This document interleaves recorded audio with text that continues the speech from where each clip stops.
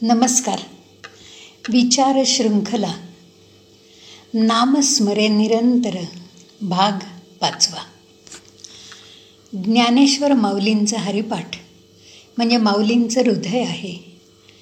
हरिपाठ ही वारकऱ्यांची संध्या आहे.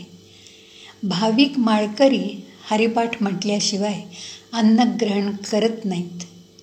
नाममहिमा सांगण्यासाठी माऊलींनी हरिपाठ लिहिला. माऊलींच्या समग्र भक्तिकाव्य रचनेतला अध्यात्मपर आशयाचा सूत्रपाठ म्हणजे हरिपाठ. यालाच नामपाठ असंही म्हणतात. संत श्रेष्ठ ज्ञानेश्वर महाराज आळंदी संस्थानाने माऊलींच्या हरिपाठाच्या आधी आणि नंतर जगद्गुरू तुकाराम महाराजांचे 2 अभंग म्हणण्याची प्रथा सुरू केली. सुंदर ते ध्यान उभे विटेवरी करकटावरी ठेवून या, हा अभंग हरिपाठाच्या प्रारंभी म्हणण्याची पद्धत आहे. आणि नामसंकीर्तन साधन पै सोपे जळतील पापे जन्मांतरे, हा अभंग हरिपाठाच्या अखेरीस म्हणतात. ज्ञानदेवांनी उभारलेल्या भागवत मंदिराचा कळस होण्याचं भाग्य तुकोबांना लाभलं. भाविक मराठी मनाला ज्ञानबा तुकारामाविषयी विशेष आदर आणि आस्था आहे. ज्ञानबा तुकाराम ऐक्य मनाला प्रकर्षाने जाणवतं.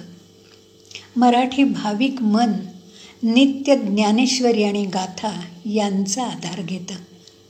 दरवर्षी आषाढ आणि कार्तिक महिन्यांच्या शुद्ध एकादशीला विठुरायाच्या नामाचा गजर करत दिंडी पंढरीला जाते.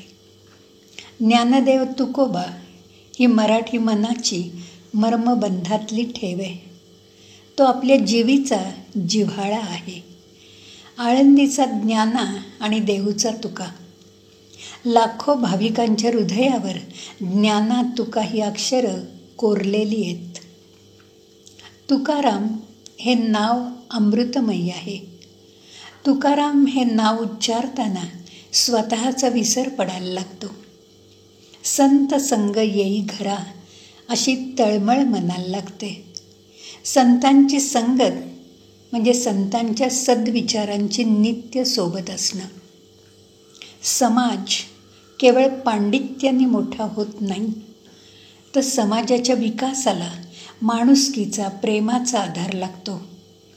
तुकोबांसारखे संत म्हणजे विठुरायाची प्रेमसुखाची लेकरं. जे जे जगती नित्य सुंदर संत नांदती तिथे निरंतर.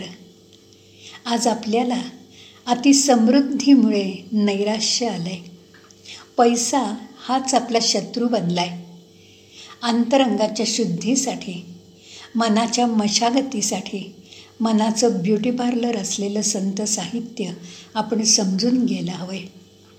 आपण अध्यात्माची कास धरायला हवी आहे. संतांच्या अभंगात मन एकाग्र करून मनाला शांतता आनंद देण्याची फार मोठी शक्ती आहे. तुकोबांचे अभंग म्हणताना त्याचा भावार्थ समजून घेताना मन भावावस्थेत जातं. आनंदाच्या सरी बरसतात. अभंगाच्या शब्दाशब्दात तुकोबा आपल्याला धरून ठेवतात. शब्द हे तुकोबांच्या घरचं धन आहे, जे धन कधीही संपणार नाही, आटणारही नाही. विठू भक्तीचं पिसं लागलेल्या तुकोबांनी आपल्या कितीतरी अभंगात विठू नामाचं महत्त्व सांगितलंय. तुकोबा म्हणतात, मनोभावे अतीव प्रेमाने नाम घेतलं की भगवंत भेटतो. त्यासाठी रानावनात जायला लागत नाही. नाम उच्चारिता कंठी पुढे उभा जग जेठी. ऐसे धरोनिया ध्यान मने करावे चिंतन. नामामुळे आपलं सगळं जीवन विठुमय प्रेममय होऊन जातं. विठुरायाचं नाम त्याच्या भक्तांच्या जीवनाचं सर्वस्व असतं. नाम गोड पुरे कोड सकलही, असं तुकोबा म्हणतात. विठू नामाचं सामर्थ्य विठुरायापेक्षा त्याच्या भक्तांना जास्त माहीत असतं.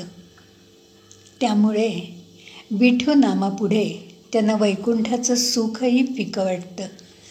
तुकोबा म्हणतात, नामापुढे तेजाचं वलय स्वकर्तृत्वाने अनुभवता येतं.